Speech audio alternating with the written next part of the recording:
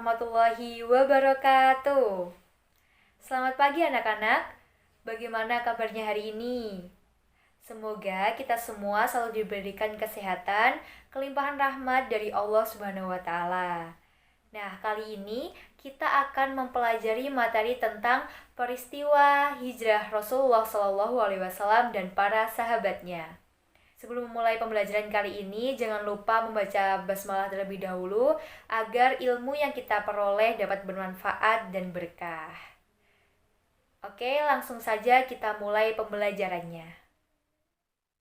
Pada materi hari ini, kita akan mempelajari tentang hijrah ke Habasyah, Amul Husni, Isra Mi'raj, dan hijrah ke Yasrib. Baik, yang pertama yaitu hijrah ke Habasyah. Hal yang melatar belakangi kaum muslimin hijrah ke Habasyah yaitu terdapat siksaan terhadap kaum muslimin yang bermula pada tahun keempat kenabian. Awalnya siksaan itu terlihat lunak, namun seiring berjalannya waktu, kaum kafir Quraisy semakin gencar melakukan penyiksaan dan memuncak hingga tahun kelima kenabian. Maka melihat berbagai macam siksaan dan derita yang dialami oleh kaum muslimin, sementara beliau tidak bisa melindungi mereka, maka Rasulullah SAW berkata, "Tidakkah sebaiknya kamu sekalian pergi ke Habasyah? Sesungguhnya di sana ada raja yang tidak ada seorang pun teraniaya di sisinya. Tinggallah di negeri itu sehingga Allah SWT memberi kemudahan dan jalan keluar dari apa yang kalian alami saat ini." Kemudian, kaum muslimin menyetujui hingga pada tahun 615 Masehi atau tahun kelima kenabian, berangkatlah kaum muslimin menuju ke Habasyah. Rombongan pertama dipimpin oleh Utsman bin Affan yang berjumlah 15 orang yang terdiri dari 11 laki-laki dan 4 wanita. Kemudian disusul rombongan yang kedua dipimpin oleh Ja'far bin Abi Thalib yang berjumlah hampir 100 orang. Kedatangan kaum muslimin ke Habasyah diterima oleh Raja Najasyi dengan baik. Mereka mendapatkan perlindungan dan bantuan bahan makanan. Namun, kondisi yang nyaman itu tiba-tiba berubah pada saat orang-orang kafir Quraisy mengirim utusan kepada Raja Najasyi. Mereka meminta kepada raja agar mengembalikan orang-orang Islam ke negeri Mekah. Tetapi permintaan dan permohonan utusan itu ditolak oleh Raja Najasyi. Bahkan orang-orang Islam yang berada di Habasyah mendapatkan perlakuan dan perlindungan khusus dan tempat yang nyaman di negeri itu serta diperbolehkan untuk tinggal selama mungkin. Para sahabat Nabi Muhammad SAW yang hijrah ke Habasyah pertama berlangsung selama 2 bulan. Setelah itu mereka kembali ke Mekah. Kemudian Rasulullah mengajak kaum muslimin untuk mempersiapkan rombongan yang kedua untuk berhijrah ke Habasyah dengan jumlah yang lebih banyak, yaitu 83 orang laki-laki dan 11 orang wanita Quraisy dan 7 orang wanita asing yang dipimpin oleh Ja'far bin Abi Thalib. Yang kedua yaitu Amul Husni atau tahun kesedihan.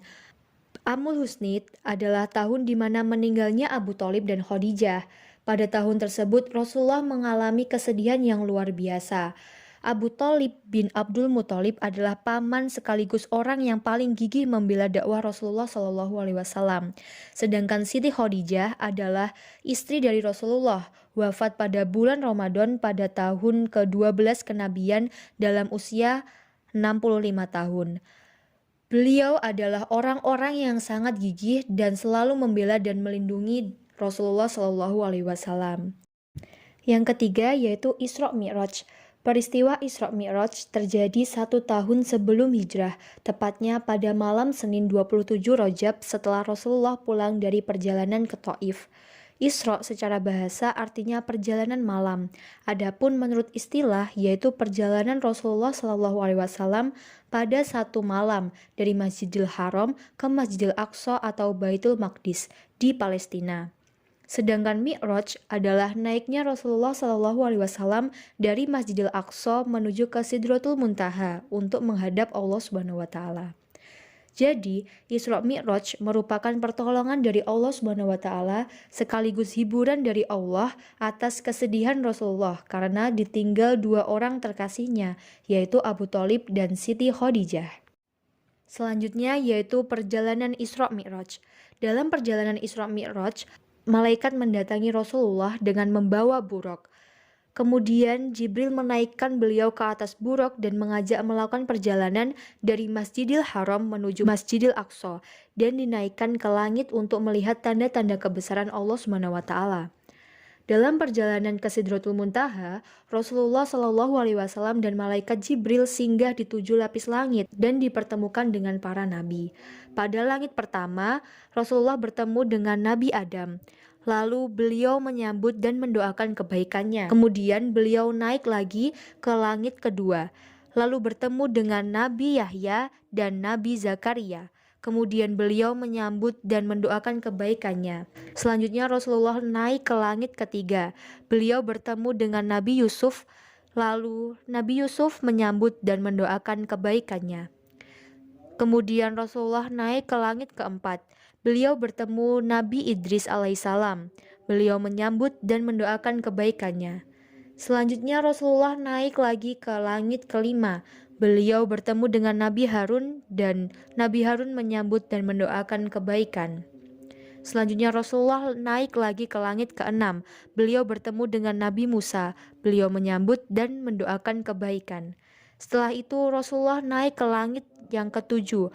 Beliau bertemu dengan Nabi Ibrahim dan dalam setiap pertemuannya dengan para nabi terdahulu, mereka selalu mengakui nubuat Rasulullah Shallallahu Alaihi Wasallam. Kemudian Rasulullah naik lagi menuju Baitul Ma'mur yang setiap harinya dimasuki 70.000 malaikat yang tidak keluar lagi darinya. Kemudian diangkat lagi untuk menghadap Allah Subhanahu wa taala yang Maha Perkasa dan mendekat kepadanya. Kemudian Allah Subhanahu wa taala mewahyukan apa yang dikehendaki dan Allah mewajibkan sholat sebanyak 50 rakaat. Setelah itu Rasulullah turun dan bertemu dengan Nabi Musa. Beliau menceritakan tentang perintah Allah yaitu melaksanakan sholat 50 rakaat. Kemudian Nabi Musa pun berkata, sesungguhnya umatmu tidak akan sanggup melaksanakannya. Sehingga pada akhirnya Rasulullah menghadap kepada Allah Subhanahu wa taala, sehingga Allah memerintahkan kepada seluruh umat Rasulullah untuk melaksanakan sholat sebanyak 5 waktu. Sebenarnya Nabi Musa memerintah kepada Rasul untuk kembali meminta keringanan. Akan tetapi Rasul menjawab, aku sangat malu kepada Robku. Aku sudah ridho dan menerima perintah ini. Beberapa saat kemudian terdengar seruan, aku telah menetapkan kewajiban dan telah kuringankan bagi hambaku. Sehingga perintah sholat hingga saat ini dilaksanakan oleh seluruh umat muslim sebanyak 5 waktu. Yang keempat yaitu hijrah ke Yasrib. Setelah terjadinya peristiwa Isra Mi'raj, ada satu perkembangan besar bagi kemajuan kaum muslimin yang datang dari penduduk Yasrib. Mereka melaksanakan ibadah haji ke Mekah yang terdiri dari suku Aus dan Khazraj. Pada musim haji selanjutnya terdiri dari orang-orang Yasrib berjumlah 73 orang. Atas nama penduduk Yasrib, mereka meminta kepada Rasulullah untuk berkenan pindah ke Yasrib. Mereka berjanji akan membela Rasulullah dari segala macam ancaman dan kemudian Rasulullah menyetujui perjanjian tersebut. Maka terjadilah Baiat Aqobah pertama dan kedua. Selanjutnya yaitu Baiat Aqobah pertama. Pada musim haji tahun ke-11 kenabian bertepatan dengan tahun 621 Masehi, 12 orang dari suku Aus dan Khazraj berangkat ke Mekah untuk menunaikan ibadah haji.